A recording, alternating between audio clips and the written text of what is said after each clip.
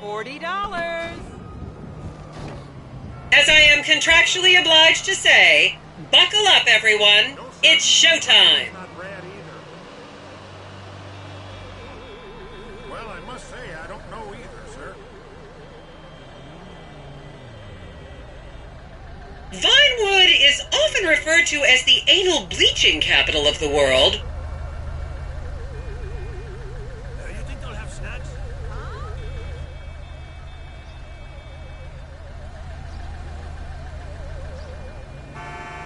What?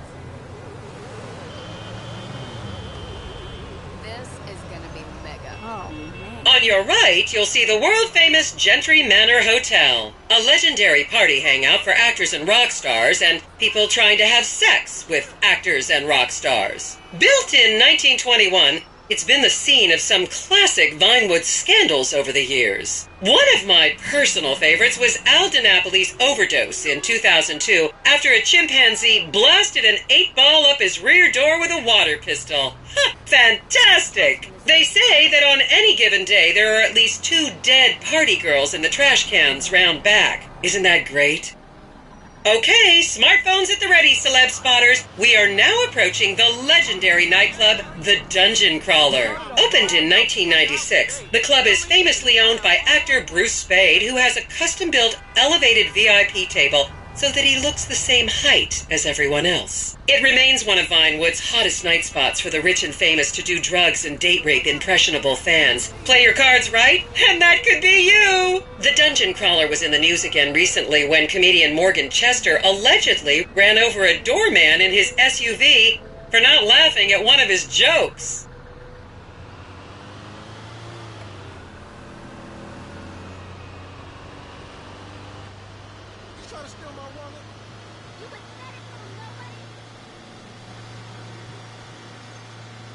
Oh, and now a treat for you closet glam rockers on board. We're coming up to the infamous Tequila La Rock Bar. Back in the day, this was a restaurant run by the mob until it got shut down over the Adam's apple in the soup controversy of 1982. It reopened as the Tequila La Bar in 1983 and soon became a mecca for hair metal bands and fans from across the country. It's rumored that the Love Fist song Dangerous Bastards was written about a night they partied here on mescaline with some transgender twins.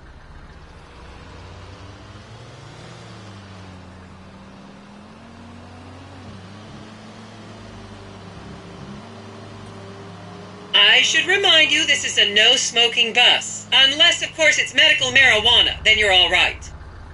Now, this house up ahead is one of the many private residence of action movie director Mark Fostenberg. Fostenberg still maintains he was out of town when a 15-year-old Mexican girl was found dead in his pizza oven in 2007. The case was settled out of court and all charges were dropped. The girl's family now live on the next street.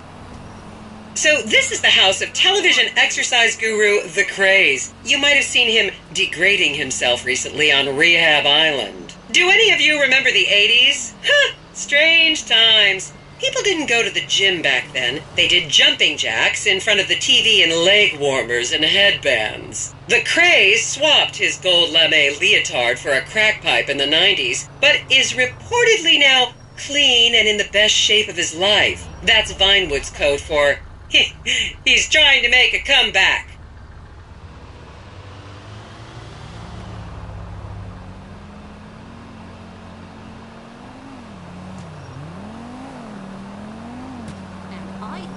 This is the home of celebrity wild child Martha Term. Daughter of 70s comedy star Joni Term, Martha spent her teens partying on booze, her early 20s partying on coke, and her mid-20s staring at her shoes on heroin. Her tell-all autobiography about the difficulties of growing up really rich in Vinewood only sold 30 copies last year. Like that.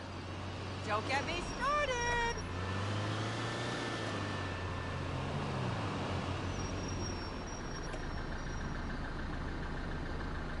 We need a ticker.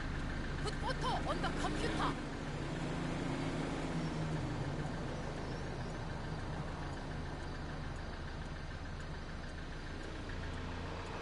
What's the name of that movie they filmed here?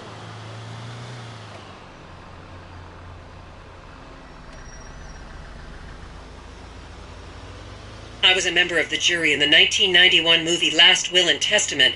They cut my line.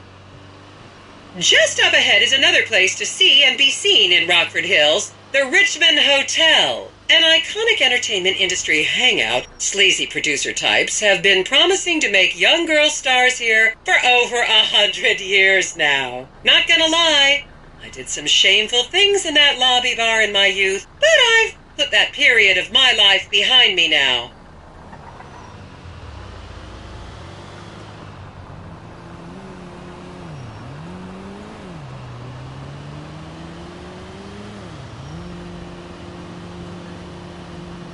We should do this more often.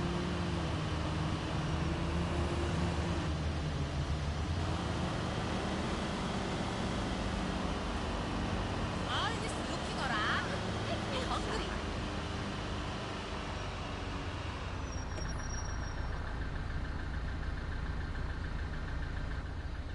It's like one big amusement park.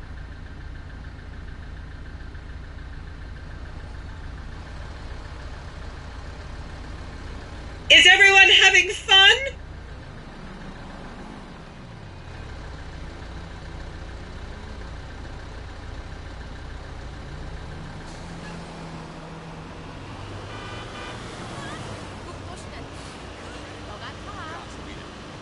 Every time.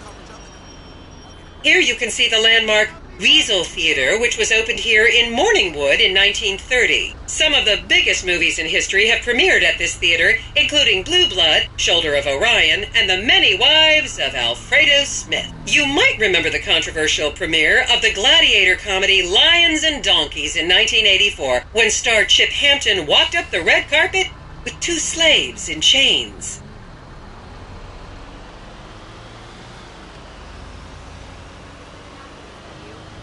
Slow down. Hey, hit me up on Messenger later.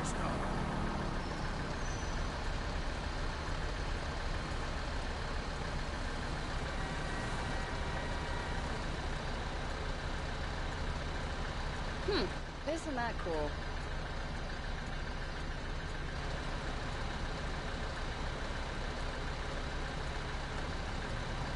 Count yourselves lucky, my prescription just got renewed this morning. Meow.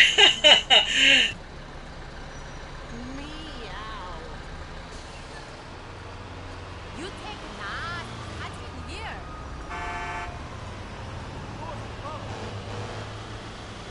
Hey, Leah, you got my package. Bought an antique climax.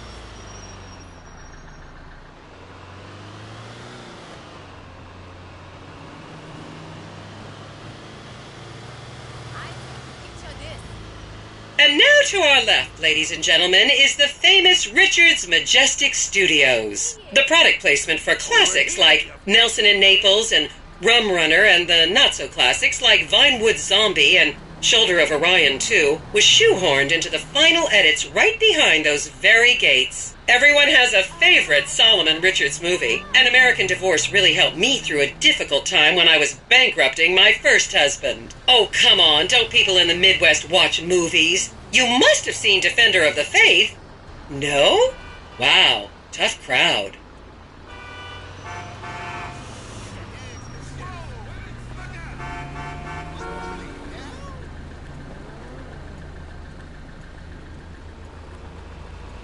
Just up ahead on the right is where Delancey Medua's septon fell out after a ketamine party.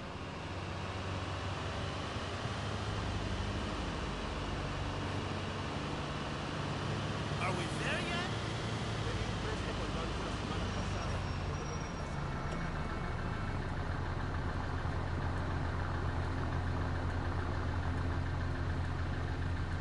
It's great to see the city from a different perspective.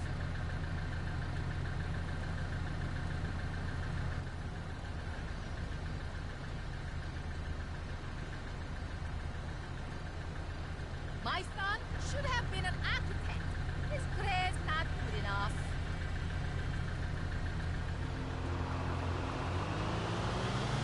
Remember, these people are rich and beautiful. That makes them better than us.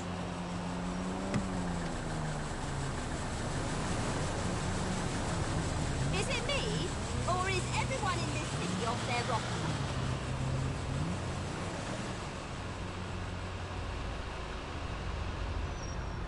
I saw your SATs were okay.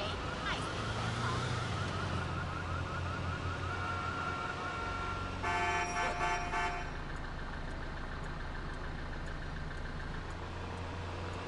My favorite part of this city is all the beautiful alleys. Hey, baby!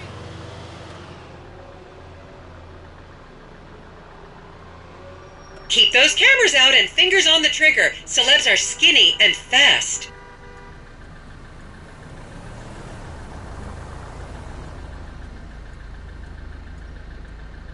Isn't it nice to get away from your desk for a while?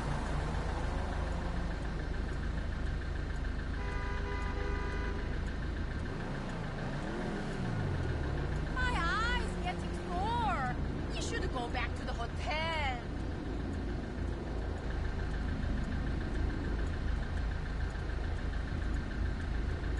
Everyone's either really fat or really thin.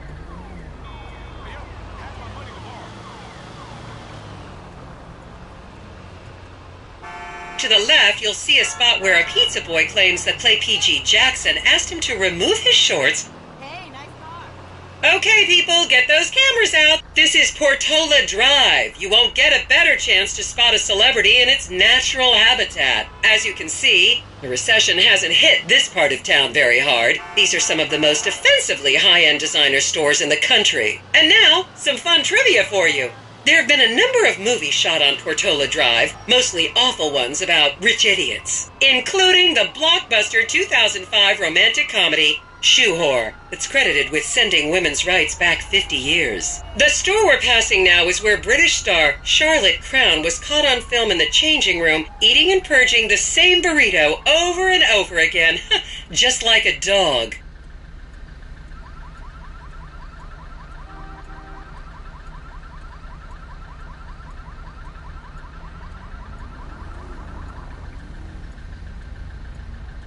We need a ticker. Put photo on the computer. How are you? Hey, hello. Holy, what's the name of that movie? This is the Epsilon Center. Anyone with red hair, wear it for your own safety. If you really want to meet a famous celebrity, this place is packed full of them. Take an introductory course. It changed my life. Kiflam!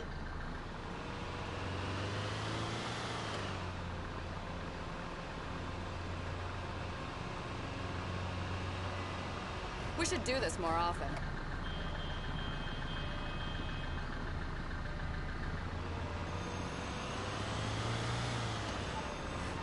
You'll recognize this stretch of road from those videos of Jill von Krastenberg with the Romanian shot put team. Call Jackie. Don't get me started. All this looking around makes me hungry.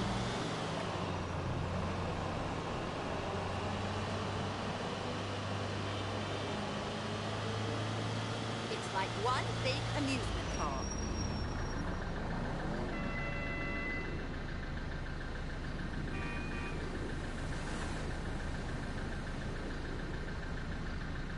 미국 도시는 그게 그거 같아.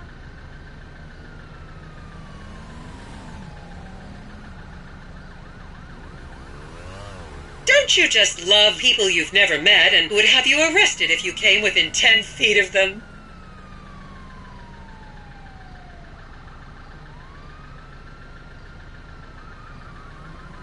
Oh man, I'd rather live here than in Liberty City.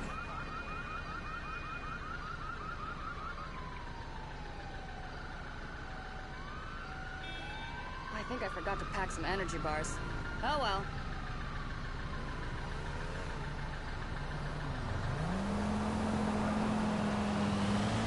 My son should have been an architect. His grades not good enough.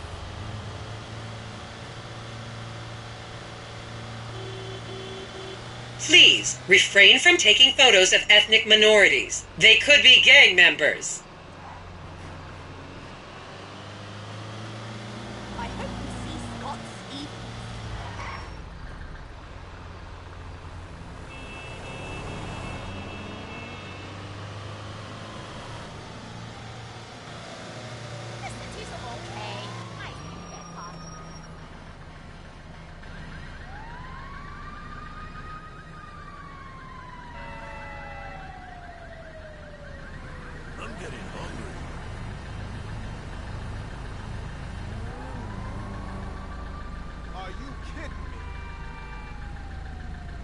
The next corner is where actor Scott Stevens famously prolapsed after a failed party trick. Well, I'm really enjoying this.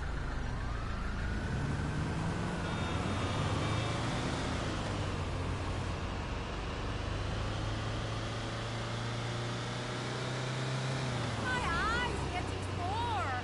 We should And here is City Hall.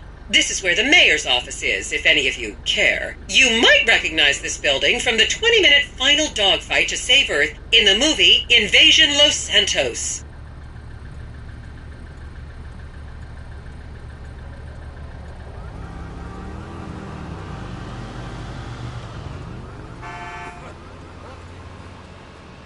What an anticlimax.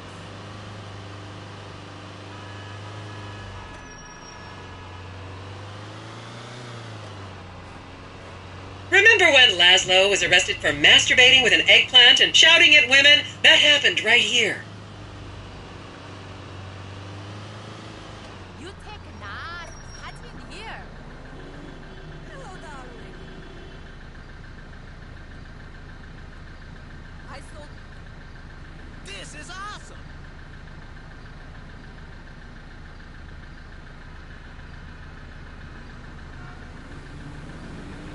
Oh, that's lovely.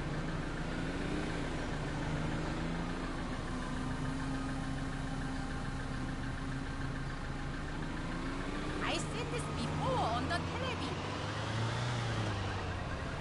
You see that blonde from that look of Tracy getting out of that car?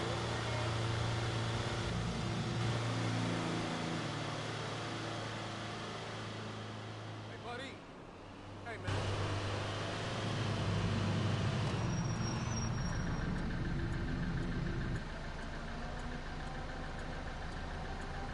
It looked weird looking. Why is Yo! Hey! Hey, you asshole!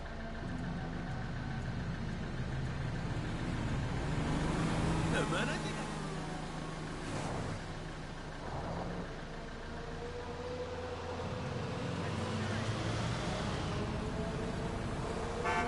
crap, man. Wow. Yeah.